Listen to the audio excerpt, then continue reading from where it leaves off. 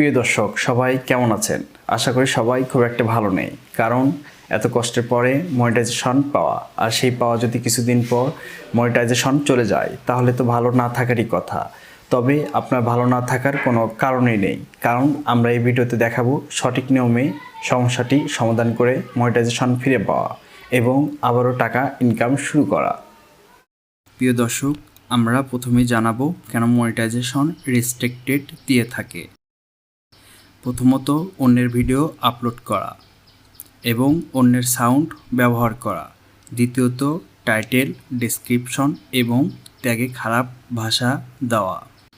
তৃতীয়ত, ভিডিওতে রক্তপাত, গালিগালাজ, মারপিট, সেক্সুয়াল ইত্যাদি ভিডিও ফুটেজ আপলোড করা।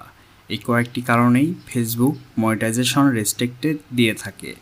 এখন আমরা জানব এটির সমাধানের উপায় কী বা মনিটাইজেশন কিভাবে ফিরিয়ে নিয়ে আসা যায়। প্রথমত, অন্যের ভিডিও আপলোড করা থাকলে সেই ভিডিও ডিলিট করা এবং অন্যের সাউন্ড থাকলে সেটিও ডিলিট করা।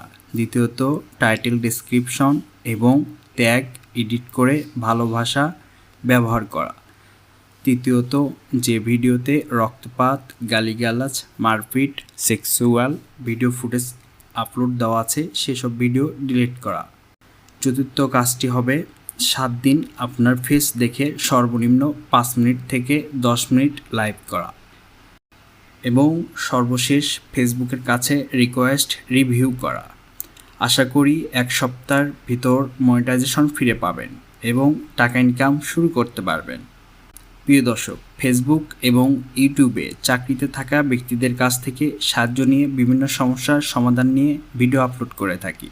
তাই A to Z চ্যানেলটি সাবস্ক্রাইব এবং সোশ্যাল মিডিয়ার সাথে যুক্ত থাকার অনুরোধ করছি।